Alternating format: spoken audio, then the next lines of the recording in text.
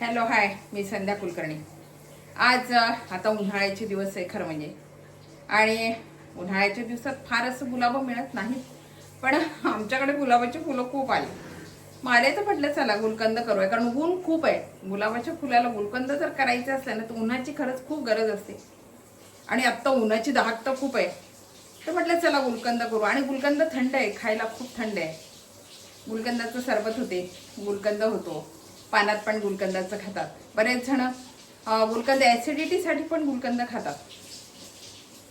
गुलकंद खाल्ला की ॲसिडिटी कमी होते असं म्हणतात, मला नक्की माहिती नाही बरं का, पण म्हणतात।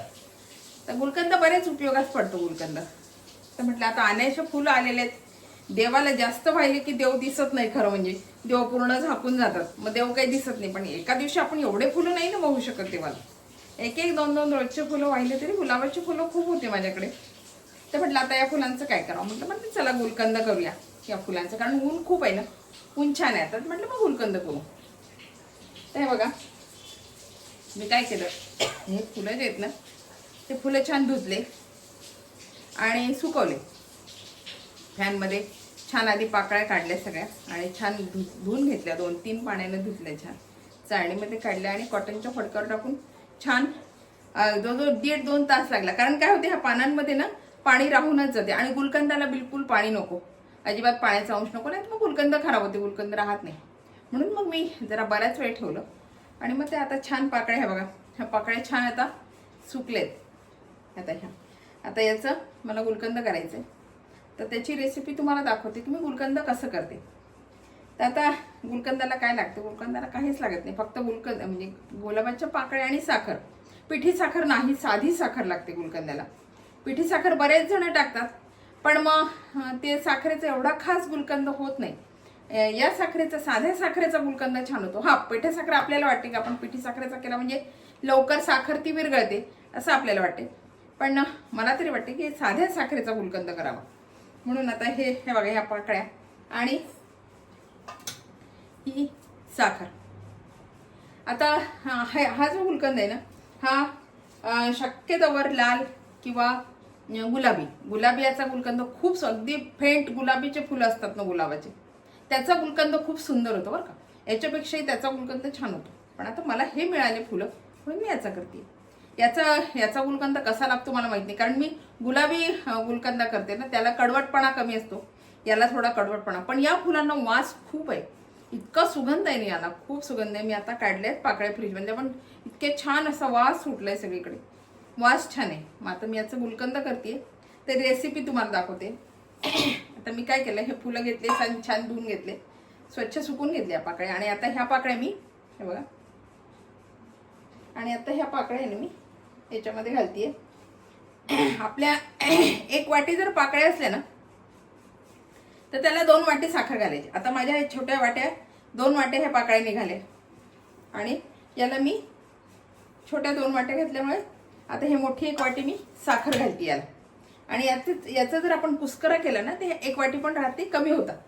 मग आता हे बघा, हे जर चिमणी 1 वाटी पण नाही राहत, कमी होऊन जातं। आता काय करते मी याच्यामध्ये, असा कुस्करा याचा होत नाही, असं तुम्ही किती कुस्करले ना त्याचा कुस्करा नाही होत, पण जेव्हा तुम्ही साखर टाकाल ना त्याचा बरोबर कुस्करा होतो। आता हे बघा, मी याच्यामध्ये ही साखर घालते, 1 मोठी वाटी मी साखर घेतली, आणि आता हे बघा हे छान मी कुस्करून घेणार आहे। बरेच जण काय करतात माहिती का, गुलकंदाच्या पाकळ्या सुकवतात, आणि मग सुकवलेल्या पाकळ्या ज्या असतो त्याचा गुलकंद असा करत नाही। त्याचा गुलकंद असं करतात की गॅसवर आधी थोडासा पाक करायचा, पाक नाही करायचा, गुलकंद गॅसवर पातेला ठेवून त्याच्यामध्ये कढई ठेवून त्याच्यामध्ये पाकळ्या टाकायच्या, आणि त्याच्यामध्ये साखर घालायची, आणि मग ते हलवायचं, मग तो गुलकंद। कारण अशा त्या पाकळ्या चुरा होत नाही, म्हणून तो गुलकंद तसा करतात। याचं सरबत पण आपण करायचं ना, ते पण फार सोपी आहे। गुलाबाच्या पाकळ्यांचं सरबत करणं खूप सोपी आहे, कारण ह्या पाकळ्या बघा आता छान हे चुरल्या जाऊन राहिलं बरं का। आता तुमच्याशी बोलता बोलता मी हे करतेय, आणि तुमच्याशी गप्पा पण होतील, आणि माझं हे काम होईल। तर आपण जेव्हा सरबत करतो की नाही, गुलाबाचं सरबत आपण करतो, तर ते सरबत असं करायचं की या पाकळ्या घ्यायच्या आणि छान मिक्सरमधून काढायच्या, मिक्सरमधून काढायचं, गॅसवर पातेला ठेवायचं, आणि जेवढ्या वाटी आपल्याला, समजा 1 वाटी जर गुलकंदाचा रस निघाला, पाकळ्या आपण मिक्सरमधून काढल्या, तर 2 वाटी साखर घ्यायचं. कोणी बरेच जण 4 वाटी साखर घेते. तिपटीचं चौपीचं प्रमाण असते, पण मग आपण जेव्हा सरबत करतो तेव्हा साखर त्याला कमी लागते. असं आम्ही ना लहानपणी आमच्या अंगणात मोठे मोठे गुलाबाचे झाड होते, तर आम्ही गुलाबाचं फार करायचं. गुलकंद घरीच करायचं आम्ही. ते गुलाबांचं फार असायचं. हे लाल नव्हते, गुलाबी असायचे, फेंट गुलाबी, आणि वेली गुलाब होता तो, त्यामुळे खूप फुलं यायचे ते वेली गुलाबाला. आणि मग असं करायचं, गच्चीवर ठेवून द्यायचं. 3 दिवसात छान गुलकंद तयार असायचं ते. आणि खरं सांगू का, जुने लोक पानं खूप खायचे. आता पानं खायचं प्रमाण, आता घरी पानं खात नाही, बाहेरच पानं आणून लोक खातात. शक्यतो सणावाराला पुरणाचं वगैरे जेवण झालं की पानं खाल्ले जातात, त्याच्यामध्ये गुलकंद असतो, मग तो गुलकंद खाल्ला जातो. पहिले लोक ना, जुने लोक पानं खायचे, मग ते पानं खायला लागले की मग त्याच्यामध्ये ते गुलकंद घ्यायचे थोडा.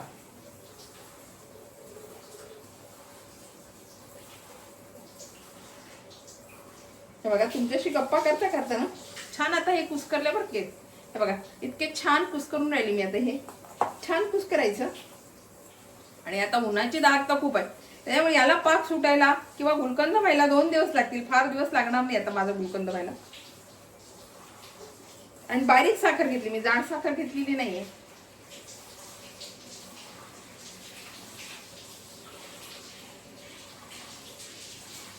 आता हा सगळा छान कुस्करून घ्यायचा. वास इतका सुटलाय, खूप वास सुटलाय.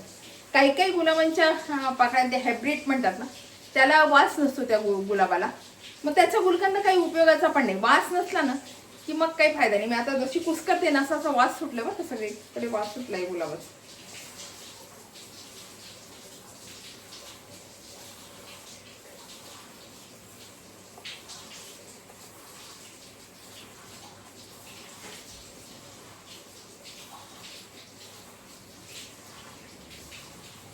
आपण विकत आणतो ना, विकत आणल्यावर काय सांगू का, असं वाटतं याच्यामध्ये थोडंसं सेंट टाकलं असेल का, नक्कीच गुलाबाच्या पाकळ्या असतील का, आणखीन काही वेगळं घालून केलं असेल का, भेसळ असेल का याच्यामध्ये, असं थोडीशी शंका मनामध्ये येते.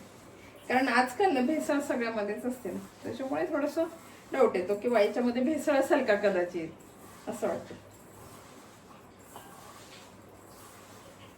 आणि घरी करायला काहीच हरकत नाही. 1 पावशेर जरी फुलं आणले गुलाबाच्या घरी भरपूर येतात.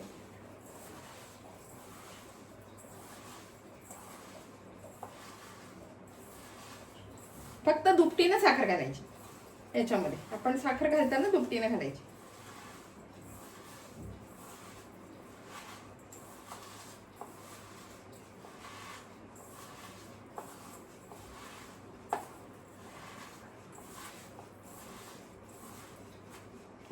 माझा हात पण गुलाबी झाला बरं का.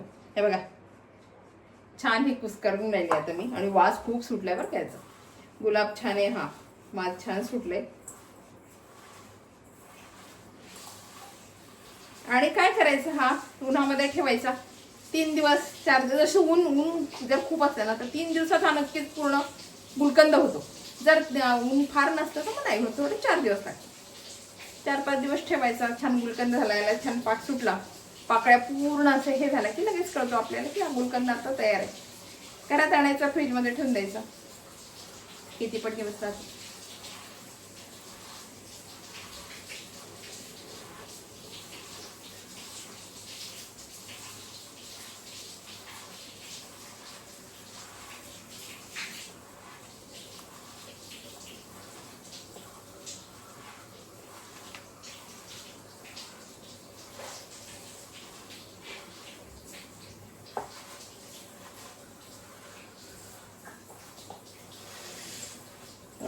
छान झाले आता हे.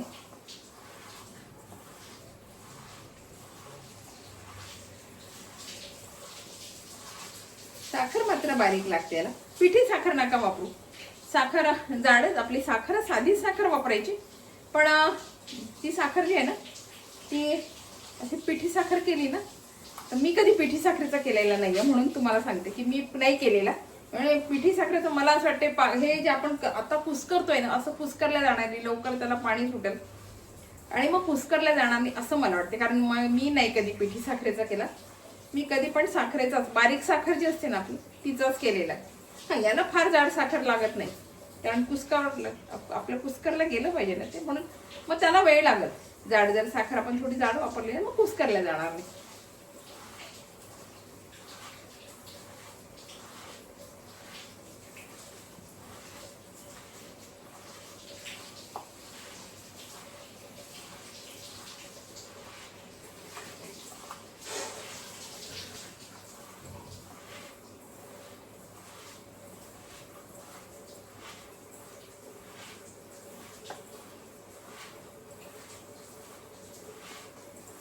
हे बघा छान आपल्या हाताने छान चुरल्या गेले. मिक्सर मधून काढायचा नाही. बरेच जण काय म्हणतील तुम्ही हाताने कुस्करताय पटकन मिक्स, नाही मिक्सर मधून चालत नाही बघा. मिक्सर मधून गुलकंद नाही चालणार, तुम्हाला हातानच करावा लागेल. मग तो काय होईल, पूर्ण बारीक होऊन जाईल आणि त्याचा पाकण मग ते नाही जमणार, होणार नाही ते गुलकंद. बरेच जण म्हणतील एवढी मेहनत घेण्यापेक्षा पटकन मिक्सर मधून काढला तर तो नाही चालणार. मिक्सर मधून काढलेला तुम्हाला हातानच कुस्करावा लागेल.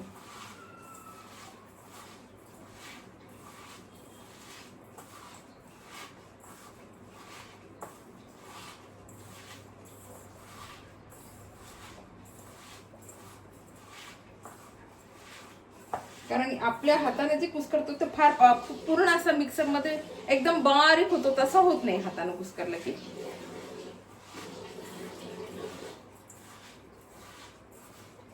आणि छान होतो हा.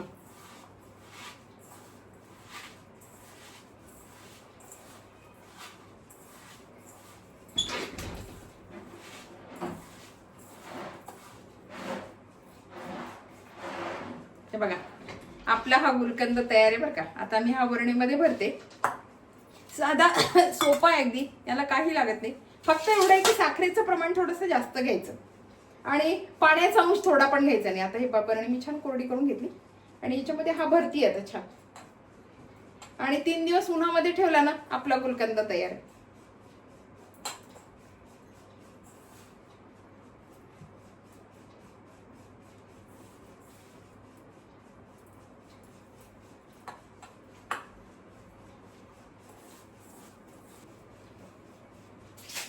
हे बघा आपला गुलकंद तयार आहे. मला बरणी दुसरी घ्यावी लागणार आहे, कारण माझी बरणी मला वाटलं सगळं बसलं याच्यामध्ये, पण याच्यामध्ये नाही बसला. मग आता मी थोडीशी, कारण की थोडंसं बरणीमध्ये मोकळे ठेवावं लागेल, याचा पाक सुटेल ना त्याला, म्हणून मी आता दुसरी बरणी करणार आहे त्याच्यामध्ये भरणार. कारण मला काय वाटलं कुस्करा करून ना ते कमी होतील, पण ते साखर हे झाल्यामुळे थोडंसं जास्त झालं, तर मग आता मी बरणी दुसरी घेणार आहे. तर बघा आपला हा गुलकंद तयार आहे. ही रेसिपी तुम्हाला कशी वाटली, आवडली असेल तर लाईक करा, शेअर करा आणि सबस्क्राईब करा, म्हणजे असे नवीन नवीन व्हिडिओ तुम्हाला बघायला मिळतील. बाय. आणि मला कमेंट करा बरं का की माझा व्हिडिओ तुम्ही कुठून बघताय, म्हणजे मला कळेल की माझा व्हिडिओ कुठपर्यंत पोहोचलाय हे मला कळेल. बाय.